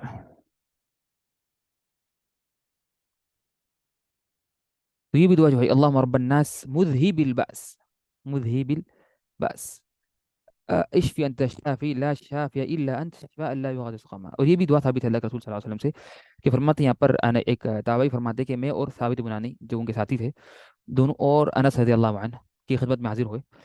اور تو ثابت نے کہا کہ اے ابو حمزہ، جو ان کی کنیت تھی، کہ میری طبیعت خراب ہو گئی ہے. کس کی؟ یعنی ثابت رحمہ اللہ جو بڑے تابعی ہے، انہوں نے کہا انس رضی اللہ عنہ سے کہ میری طبیعت خراب ہو گئی. تو انہوں نے کہا کہ کیا میں تمہیں وہ دعا پڑھ کے دم نہ کروں جو اللہ کے رسول نے دم کیا تھا؟ تو انہوں نے کہا کہ جی آپ کریے. تو انہوں نے فرمایا، تو انہوں نے یہ دعا کی، کیا کی؟ یہ دعا اللہم رب الناس مذہب البأس اشفی انت الشافی لا شافی الا انت شفاء لا یغادر سقما. اے اللہ، لوگوں کے رب، تکلیف کو دور کر دینے والے، شفا عطا فرما، تو ہی شفا دینے والا ہے، تیرے سوا کوئی شفا دینے والا نہیں ہے. ایسی شفا عطا فرما کہ بیماری بالکل باقی نہ رہے، بیماری بالکل باقی نہ رہے. تو یہ دعائیں انسان یاد کرے، اس کو حفظ کرے، اور یہ شفا کے لیے اور بیماری سے نجات کے لیے اور علاج کے لیے بہت فائدہ مند دعائیں ہیں. اور انسان یہ دعائیں کرے، صبح شام کرے، ہمیشہ یہ دعائیں کرتے رہے. اس طرح سے یہ دعا ہے اسأل اللہ العظیم رب العرش العظیم ان یشفیک. یہ بھی فرماتے ہیں کہ یہ بھی صحیح حدیث میں ابو داؤد کی روایت ہے کہ نبی کریم صلی اللہ علیہ وسلم نے فرمایا جب کوئی شخص کسی ایسے شخص کی یاد کرے جس کی موت کا وقت بھی قریب نہ آیا ہو، یعنی جس کا موت کا وقت ابھی قریب نہ آیا ہو، اور اس کے لیے اس کے پاس 7 مرتبہ یہ دعا پڑھے اسأل اللہ العظیم رب العرش العظیم ان یشفیک، میں عظمت والے اللہ جو عرش عظیم کا مالک ہے سے دعا کرتا ہوں کہ وہ تم کو شفا دے. تو اللہ تعالیٰ اس سے اس مرض سے شفا دے گا. تو یہ اللہ کا وعدہ ہے کہ اگر ہم نے کسی کے پاس اگر کسی بھی بیمار کا گیا ہے اور اس کے پاس جا کے یہ دعا پڑھی 7 بار، کون سی دعا؟ 7 بار پڑھنا ہے اسأل اللہ العظیم رب العرش العظیم ان یشفیک. تو اس سے کیا ہوگا؟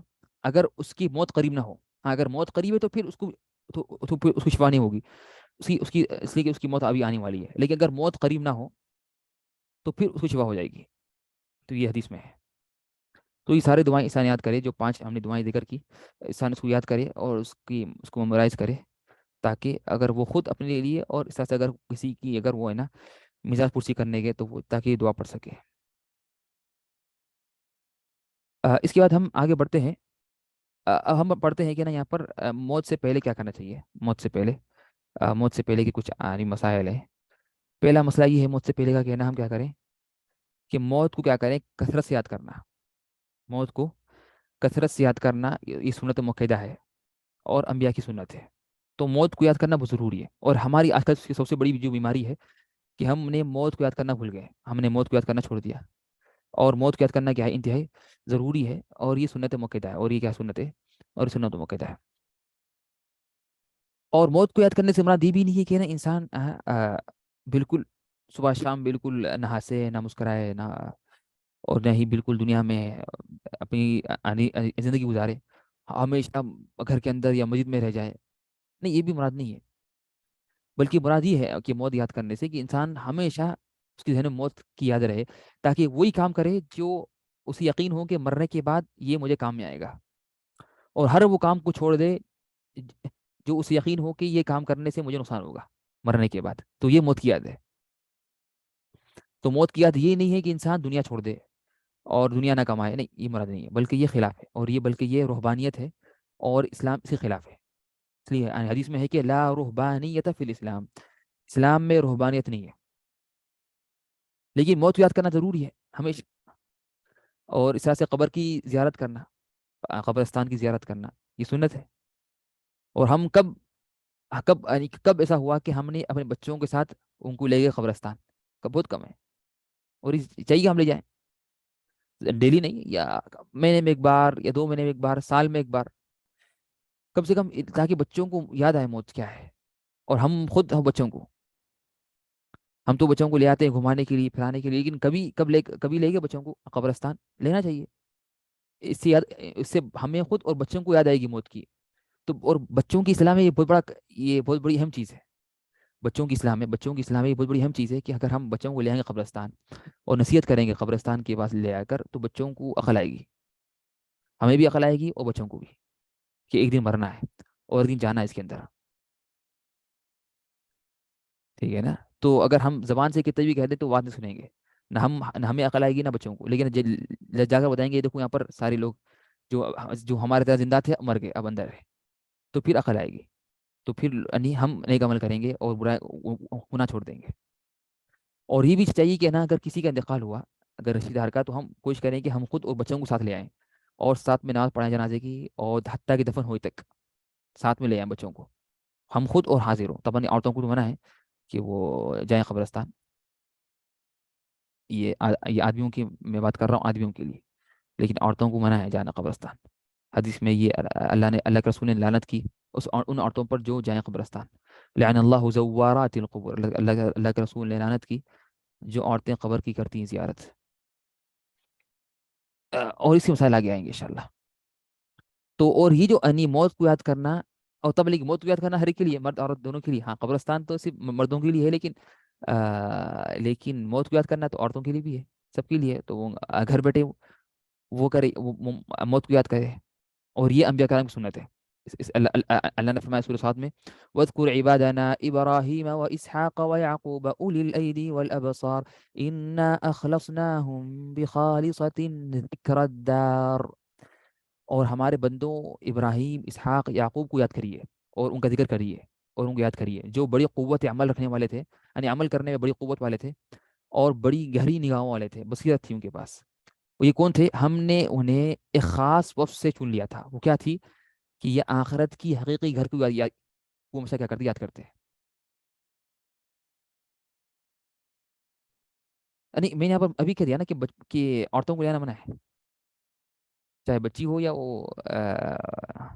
بچی ہو یا بڑی عورت ہو، عورتوں کو نہیں لائیں گے. جو بھی عورت ہو، چاہے چھوٹی ہو بڑی ہو، منع ہے.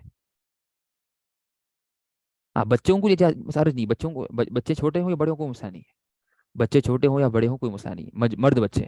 لیکن بچیاں منع ہے، بچیاں یا عورتیں سب منع ہے. اور اس میں یعنی اسلام نے خیال کیا عورتوں کا کہ عورتیں جلدی سے کیا ہوتی ہیں، یعنی وہ آتی یعنی ان میں وہ آیا یعنی گھبراہٹ، پریشانی اور رونا وغیرہ جو مناسب نہیں ہے. تو اسلام نے کہا کہ نا اس وجہ سے کہ عورتوں سے یہ عمل ظاہر نہ ہو. کیا عمل؟ کہ یہ جس سے ہے نا بالکل گھبراہٹ اور یعنی بے ہوشی ہو جانا، یہ دیکھ کر یعنی ویسا کہ حقیقت میں ایک یعنی ایسی چیز ہے، حقیقت میں جو شخص دیکھ لے کہ کس طرح دفن کرتے ہیں میت کو، خاص طور پر اگر وہ قریبی رشتہ دار ہے، وہ آگے ہم پڑھیں گے انشاءاللہ. تو یہ انتہائی حقیقت میں یہ ایک یعنی ایک ایک عقل مند انسان اور ایک بیدار انسان جس کا عقل کچھ عقل ہے، تو اس کے لیے کافی ہے اس کی نصیحت کے لیے، اور اس کی بلکہ اس کی بڑی نصیحت کے لیے کہ جب وہ دیکھتا ہے اپنی آنکھوں سے کہ کس طرح ہم دفن کر رہے ہیں، تو یہ حقیقت میں یہ چاہیے کہ انسان یعنی اچھی بات ہے کہ انسان ہے نا اس لیے نا جنازے کی اتباع کرنا کا حکم دیا گیا، اور میت کے ساتھ چلنا دفن ہوئے تک، اس کا اسلام نے حکم دیا کہ انسان کیا کرے، میت کے دفن ہوئے تک اور جنازے کی نماز پڑھنے پہ ترغیب دلائی، بلکہ بلکہ فرمایا کہ اگر کسی نے نماز پڑھی میت کی جنازے کی تو اس کے لیے ایک پہاڑ کا ثواب ہے، اور اگر کسی نے میت کے ساتھ اس کی اتباع کی اور ساتھ چلا اور اس کے پیچھے چلا میت کے حتیٰ کہ دفن ہوئے تک، اس کو دو پہاڑ کی طرح ثواب ملے گا، دو پہاڑ کے مانند ثواب ملے گا، لہو قیراتان کی حدیث میں کہ دو احد کے پہاڑ کی طرح، احد پہاڑ کی طرح بڑے بڑے اس کو کیا کیا کریں گے، ثواب ملیں گا۔ اس لیے کہ اس میں کیا ہے، اس لیے کہ اس میں نا یہ موت کی یاد آتی ہے، تو اس سے انسان کیا کرتا ہے، بہت سے گناہوں سے باز آتا ہے، اس کو پھر اپنی حقیقت معلوم ہوتی ہے کہ دنیا کیا ہے، اس کو ایک دن مرنا ہے، جس طرح اس کا دن آیا ہے جو شخص کا انتقال ہوا ابھی، جو کہ ابھی ابھی ہم نے دفن کر دیا، اور اس کے ساتھ کچھ کام نہیں آیا، نہ اس کے پیسے، نہ اس کا گھر بار، نہ اس کے پیسے، کچھ کام نہیں آئے، تو پھر وہ محنت کرے گا، تو کیا محنت کرے گا، اور دنیا سے وہ ہے نا اپنا تعلق ختم کر آخرت کی طرف آگے بڑھے گا، اور یہ انبیاء کرام کی سنت تھی، ان اخلصناہم بخالصۃ ذکر الدار، کہ ہم نے ان کو چن لیا، یعنی اللہ نے ان کو نہ کیوں چنا، اس لیے چنا کہ ان کو ہمیشہ ان کے ذہن میں کیا ہوتی، ہمیشہ ان کے پاس آخرت کی ہوتی یاد، اس طرح سے فرماتے ہیں اللہ کے رسول صلی اللہ علیہ وسلم، صحیح حدیث ہے ترمذی کی، اکثروا من ذکر هذه اللذات، کہ لذتوں کو توڑنے والی چیز کو یاد کرو، اللہ اکبر، انسان دنیا میں ہوتا ہے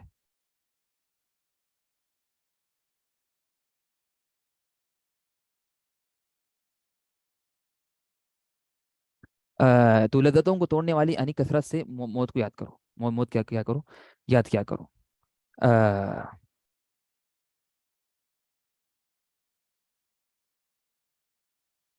تو لذتوں کو توڑنے کی جو لذتوں کو توڑنے والی جو چیز ہے، اس کو کثرت سے کیا کرو، یاد کیا کرو، تو یہ جو چیز ہے موت، اس سے ہم دنیا میں رہتے ہیں اور ہمیں لذت ہم یعنی دنیا میں رہتے ہیں، اور دنیا میں یہ کی زندگی میں رہتے ہیں، لیکن اچانک جو موت آتی ہے، اس سے ہماری جو بھی لذتیں ہیں وہ کیا آتی، ختم ہو جاتی اور اسے ٹوٹ جاتی، تو اس لیے فرمایا کہ لذتوں کو توڑنے والی چیز کو کثرت سے کیا کرو، یاد کیا کرو۔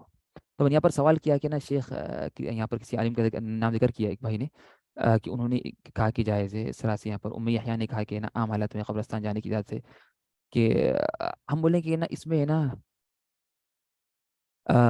اس میں جو ہے نا اس کی تفصیل آگے آئے گی انشاءاللہ بإذن اللہ، اس لیے ابھی ہم یہ موت کی یہ بیماری کے مسائل پڑھ رہے ہیں، آگے انشاءاللہ قبرستان کے مسائل کا میں نے بنایا ہے باب، اس میں تفصیلی طور پر انشاءاللہ آگے پڑھیں گے کہ قبرستان کے مسائل میں اور ساری چیزوں میں کہ یعنی کب دفن کریں گے، کس وقت دفن کرنا ہے، اور قبرستان میں جانے کے احکام، اس کے آداب اور اس کی دعائیں، تو اس میں اشارہ تفصیل آگے آئے گی انشاءاللہ بإذن اللہ، اس میں ہم یہ بات انشاءاللہ ذکر کریں گے کہ نا کس طرح کی نا عورتوں کو یعنی کس حد تک انشاءاللہ جائز ہے۔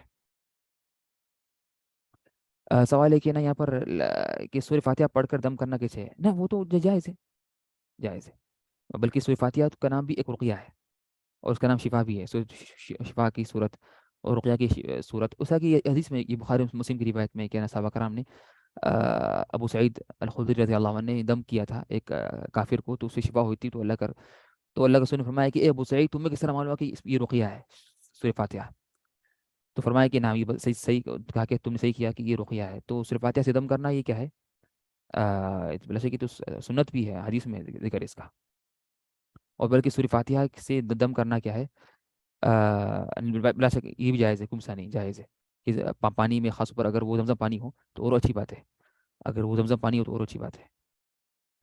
اس طرح سے نا تو لذتوں کو توڑنے والی چیز جو چیز ہے، موت کو کثرت سے یاد کیا کرو، موت کو کیا کرو، کثرت سے یاد کیا کرو۔ اس طرح سے پھر اس کے آگے یہ ہے کہ نا آگے فرمایا کہ نا یہ کہ فرماتے عثمان رضی اللہ عنہ جب کسی قبرستان پر ٹھہرتے تو اتنا روتے کہ آپ کی داڑھی تڑ ہو جاتی، آپ کی داڑھی کیا ہوتی تڑ ہو جاتی، یعنی پوری بھگ جاتی داڑھی، تو ان سے کہا گیا کہ نا جب آپ کے سامنے جنت جہنم کا ذکر کیا جاتا ہے تو آپ روتے نہیں، اور قبر کو دیکھتے ہیں تو روتے ہیں. تو آپ نے فرمایا صلی اللہ علیہ وسلم فرمایا آخرت کی منازل میں سے قبر کی پہلی منزل یعنی آخرت کی منازل میں قبر پہلی منزل ہے. تو سب سے پہلی منزل آخرت کی منازل میں سے، اور آخرت کی جو منزلیں ہیں، آخرت کی جو منزلیں ہیں اس کی سب سے پہلی منزل قبر ہے. تو اگر انسان اس میں اگر بچ جائے اور نجات بچ جائے اور کامیاب ہو جائے تو اس کے بعد کے مراحل سارے آسان ہو جائیں گے. اور اگر عذاب قبر سے اگر نجات نہ ملی تو اس کے بعد کے منازل سخت اور ہو جائیں گے. ٹھیک ہے نا. تو یہ ہے. تو اگر قبر میں اگر انسان کامیاب ہو جائے، قبر کے مرحلے میں اگر کامیاب ہو جائے تو اس کے بعد کے مراحل اس کے لیے اور آسان ہو جائیں گے. لیکن اگر قبر لیکن اگر قبر میں لیکن اگر قبر کے مراحل یا قبر کا مرحلہ اگر اس کے لیے مشکل ہو جائے اور اس میں وہ کامیاب یعنی فیل ہو جائے اور ناکام ہو جائے تو اس کے بعد کے مسائل، اس کے بعد کے مراحل یا منزلیں اور اس کے لیے مشکل ہو جائیں گی، اور اس کے لیے کیا ہو جائیں گی؟ مشکل ہو جائیں گی. اور اس طرح سے فرمایا کہ انہوں نے فرمایا عثمان، جو بڑے صحابی ہیں عثمان رضی اللہ عنہ، انہوں نے فرمایا کہ اللہ کے رسول نے فرمایا صلی اللہ علیہ وسلم نے کہ گھبراہٹ اور سختی کے اعتبار سے قبر کی طرح کسی اور منظر کو میں نے کبھی نہیں دیکھا. تو قبر کے اندر جو ہولناکیاں ہوں گی قبر کے اندر، اور تو اللہ کے رسول نے ساری چیزیں دیکھی. اللہ کے رسول نے جہنم بھی دیکھی، اللہ کے رسول نے جنت بھی سب دیکھی. تو اللہ کے رسول نے فرمایا کہ میں نے کبھی، حالانکہ اللہ کے رسول نے ساری چیزیں دیکھی، آسمان بھی دیکھی، سب دیکھی، اور جہنم بھی دیکھی. تو فرمایا کہ میں نے قبر کی طرح کسی خطرناک، کسی گھبراہٹ اور سختی کے اعتبار سے کسی اور منظر کو نہیں دیکھا، کسی اور منظر کو میں نے کبھی نہیں دیکھا جو قبر کی طرح ہے. تو ایسا کہ خبر انتہائی کیا ہے، خطرناک چیز ہے، اس کی ہم کیا کہ تیاری کریں. ٹھیک ہے نا. اس طرح سے موت کی تیاری کرنا واجب ہے. موت کی تیاری کرنا کیا ہے؟ واجب ہے. اور یہ اللہ کے رسول کی کا ہمیشہ حکم تھا صحابہ کرام کے لیے کہ وہ تیاری کریں.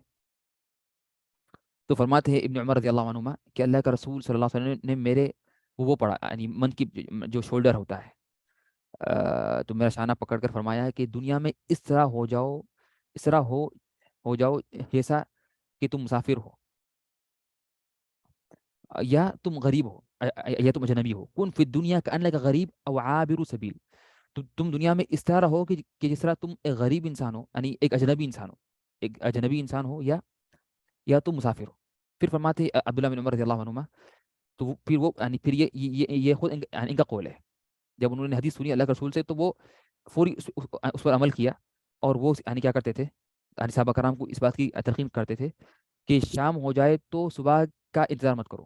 اگر شام ہو جائے تو صبح کے منتظر نہ رہو، اور صبح کے وقت شام کے منتظر نہ رہو. اور اپنی صحت کو مرض سے پہلے غنیمت جانو، اور زندگی کو موت سے پہلے. تو اگر شام ہو جائے تو یہ مت بولو کہ صبح تک میں رہوں گا زندہ، بلکہ ابھی سب کام کر لو اور توبہ کر لو، اور تاکہ تمہیں یہ یقین نہیں کہ نا ہم صبح تک ہم باقی رہیں گے. اور اس طرح سے اگر صبح ہو جائے تو یہ نہ بولو کہ شام تک میں باقی رہوں گا. نہیں معلوم کہ موت کب آئے گی. تو موت کبھی بھی آ سکتی. اور اس لیے اس میں ایک عالم نے اچھی بات بیان کی کہ اعمل لدنیا کا کأنک تموت غدا، یعنی کہ تم کام کرو آخرت کے لیے ایسا کام کرو جیسا کہ موت کل آنے والی ہے. آخرت کے لیے ایسا کام کرو کہ موت کل آنے والی ہے، اور دنیا کے لیے کام ایسا کرو کہ جیسا کہ تم ہمیشہ رہنے والے ہو. کیا مطلب؟ کہ موت کی تیاری اس طرح کرو کہ کل ہی موت آنے والی ہے تو فل تیاری کرو ہر دن، کہ جیسا کہ کل ہی مرنا ہے. اور لیکن دنیا کے لیے کام ایسا کرو کہ ہمیں ہمیشہ رہنا ہے. یعنی کیا مطلب کہ انسان ہر جائز ہے کہ وہ یعنی کیا کرے کہ نا ایک طویل امد کی، ایک ہے نا فیوچر کی لانگ تھنک، یعنی ایک لمبی سوچ سکتا ہے، حرج نہیں ہے کہ وہ ممکن ہے کہ اگر کسی کا اگر کاروبار بھی ہے تو یہ نہ کرے کہ وہ یعنی بس کل تک کی نہیں، بلکہ وہ حرج نہیں کہ وہ سوچے اپنے کاروبار کا ایک سال تک کے بعد تک، 2 سال کے بعد تک کہ میں اس طرح کروں گا، بڑھاؤں گا کاروبار کو. اس کو حرج نہیں ہے انشاءاللہ. یہ دنیا کے لیے. پڑھائی کے لیے بھی میں کیا کروں گا انشاءاللہ، یعنی عالم بنوں گا دین کے لحاظ سے، یا میں ڈاکٹری کروں گا، یا انجینئرنگ، یا میں کچھ وہ پڑھوں گا، یہ کروں گا. حرج نہیں ہے انسان سوچے اور اس کے لیے کام بھی کرے، جو اگرچہ وہ ایک لمبا کام ہے، 1 سال کا، 2 سال کا، 3 4 5 سال کا کام ہے. یہ حرج نہیں، یہ دنیا کے لیے. لیکن آخرت کے لیے ہمیشہ کام کرتے رہے جیسا کہ وہ کل مرنا ہے اس کو. تو آخرت کے لیے کام کرو جیسا کہ تمہیں کل مرنا ہے، اور دنیا کے لیے کام کرو جیسا کہ تمہیں ہمیشہ رہنا ہے. ٹھیک ہے نا، اس لیے کہ اللہ تعالیٰ نے خود ہمیں حکم دیا کہ ہم کام کریں دنیا کے لیے، اور اگر ہم اگر دنیا چھوڑ دیں گے تو پھر کافر ہم آگے بڑھ جائیں گے، اور پھر الٹا ہی ہوگا کہ ہم کافروں کے ہو جائیں گے محتاج، ہم کیا ہو جائیں گے کافروں کے لیے ہو جائیں گے محتاج۔ اس طرح سے یہ بھی چیز ہے، اس طرح سے یعنی اللہ کا رسول نے فرمایا کہ تم میں سے یہ بھی موت کی تیاری میں سے داخل ہے کہ انسان کیا کرے، اس کو موت آئے اور اس سے اس کا اللہ سے امید اچھی ہو، اللہ سے غن، اللہ سے امید اچھی ہو۔ تو فرماتے ہیں اللہ کے رسول صلی اللہ علیہ وسلم نے فرمایا کہ تم میں سے کسی شخص کو موت نہ آئے الا کہ وہ اللہ سے اچھی امید رکھتا ہو، اللہ سے وہ اچھی امید رکھتا ہو، تو اسی حالت میں اللہ سے اچھی امید کی حالت میں اس کو تمہیں موت آئے، اس حالت میں کیا ہے موت ہے۔ اس طرح سے اللہ کے رسول صلی اللہ علیہ وسلم ایک نوجوان کے پاس آئے اور وہ موت کی حالت میں تھا، وہ سکرات کی حالت میں تھا اور سکرات کے عالم میں تھا۔ تو اللہ کے رسول نے فرمایا کہ اے نوجوان، میں تمہیں آنکھیں سے پا رہا ہوں، یعنی تمہاری حالت کیا ہے ابھی؟ اس نے فرمایا کہ اللہ کی قسم مجھے اللہ سے امید ہے، یعنی اللہ کی رحمت سے امید ہے، اور اپنے گناہوں سے ڈر بھی ہو رہا ہے۔ اللہ کی رحمت سے امید بھی ہے اور گناہوں سے ڈر بھی ہو رہا ہے۔ تو اللہ کے رسول نے فرمایا صلی اللہ علیہ وسلم نے کہ یہ دونوں چیزیں اس جیسے وقت میں، یعنی سکرات کے عالم میں، موت کی عالم میں، یعنی موت کے وقت اور سکرات کے عالم میں، اگر کسی انسان کے پاس، کسی بندے کے دل میں دو جمع ہو جائیں، اللہ کی رحمت سے امید بھی جمع ہو جائے اور اللہ کے اور اپنے گناہوں کا ڈر بھی اور اللہ کے عذاب سے ڈر بھی جمع ہو جائے، تو اللہ تعالیٰ کیا کریں گے، اس سے وہ چیز ادا کر دیں گے۔ تو جو چیز سے اس کی امید تھی وہ بھی اسے مل جائے گی، اور جس سے اسے ڈر تھا وہ اس سے بچ جائے گا اور اس سے محفوظ رہے گا۔ تو ضروری کہ ہم کیا کریں گے نا، کیا کر ہم کیا کریں گے نا کہ اس لیے یعنی بعض علماء نے یہ کہا کہ زندگی بھر میں ہم زیادہ چیز کو آگے بڑھائیں گے وہ اللہ کے ڈر کو، یعنی یہ انشاءاللہ یہ چیز انشاءاللہ یہ یعنی آگے آئے گی انشاءاللہ۔ تو ہمیں جو اہم چیز یہ ہے کہ ہماری موت ہو اور ہمیں کیا ہو کہ نا ہم اللہ تعالیٰ سے اچھی امید کرتے رہیں۔ تو ایک عالم نے یہ بات کہی کہ نا کہ زندگی میں، عام زندگی میں ہم کیا کریں، اللہ سے ڈر کو زیادہ آگے بڑھائیں، خوف کے حالت کو، دونوں ضروری ہے ہمیشہ، خوف اور امید اور محبت، اللہ سے محبت بھی ضروری، تین چیزیں ضروری ہیں، لیکن زیادہ غالباً جو غالب جو چیز ہو دنیا میں عام زندگی میں خوف، اللہ سے ڈر، اللہ سے، تاکہ کام زیادہ کریں، اور موت کے وقت زیادہ چیز کو آگے بڑھائیں وہ اللہ سے اچھی امید ہے۔ اس لیے کہ حدیث میں ہے نا کہ تمہاری موت نہ آئے الا کہ تم اللہ سے اچھا امید، تمہارا گمان اللہ سے اچھا ہو۔ تو موت کے قریب ہم کیا کریں، اللہ سے امید، یعنی امید کے مقام کو آگے بڑھا دیں اور ڈر کو ذرا کم کر دیں، لیکن دنیا میں عام طور پر عام زندگی میں ڈر کو آگے رکھیں اور امید کو ذرا پیچھے رکھیں نا۔ اس طرح سے ایک چیز یہ بھی ہے کہ انسان وصیت کرے، یہ بھی چاہیے کہ وصیت کرے موت سے پہلے، اور اس لیے کہ یہ اس لیے کہ نیوان کی موت کبھی آ سکتی ہے، تو وصیت کرے، اس کو یعنی اس کو اس سے قرضہ لینا ہے واپس یا اس کو قرضہ دینا ہے، اور بڑے مسئلے ہوتے ہیں آج کل کہ لوگ وصیت نہیں کرتے اور اچانک موت آ جاتی، اور پھر لوگ آگے بولتے بھی آپ کے والد نے ہمارے سے قرضہ لیا، تو بچے بولتے ہیں ہمیں معلوم ہی نہیں، تو بچے یعنی اس کو ادا نہیں کرتے، اور پھر اس کی بہت بڑی پکڑ ہوتی ہے قیامت کے دن انسان کی۔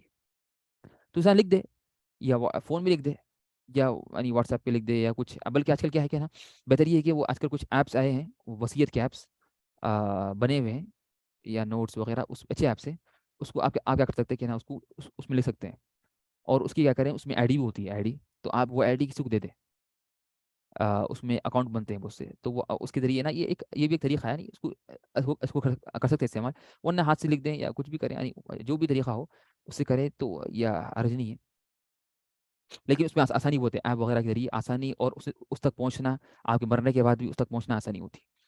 تو رسول صلی اللہ علیہ وسلم نے فرمایا کہ کسی مسلمان کے لیے، یہ حدیث میں صحیح بخاری مسلم کی روایت ہے کہ کسی مسلمان کے لیے جن کے پاس وصیت کے قابل کوئی بھی مال ہو، تو درست نہیں ہے اس کے لیے کہ 2 رات بھی وصیت کو لے کر اپنے پاس محفوظ رکھے بغیر گزارے، تو وہ 2 رات بھی نہیں گزارے اللہ کہ اس کی وصیت ہمیشہ لکھی ہو، ہمیشہ، وہ اگرچہ وہ صحت مند کی حالت میں بھی ہو تو وہ کیا کرے، 2 رات بھی نہ گزرے، یعنی 2 رات سے کم بھی، اگر کچھ پیسے مل جائیں، اگر اس نے قرضہ بھی لے لیا کسی سے، تو وہ 2 رات نہ گزریں کہ اللہ کہ وہ لکھ دے وصیت میں کہ مجھے فلاں کو قرضہ دینا ہے، یا فلاں سے قرضہ لینا ہے، یا اس کو پیسے دینا ہے، یا یہ کرنا ہے جو بھی ہے، وصیت لکھ دے اپنے پاس، اور نیک اعمال بھی کرے، یہ بھی موت کی تیاری ہے۔ تو اللہ نے فرمایا سورہ کہف کی آخریت میں فمن كان يرجو لقاء ربه فليعمل عملا صالحا ولا يشرك بعبادة ربه احدا۔ تو اللہ نے فرمایا جو کوئی اپنے رب کی ملاقات کی امید رکھتا ہے تو لازم ہے کہ وہ نیک عمل کرے اور اپنے رب کی عبادت میں کسی کو شرک نہ کرے۔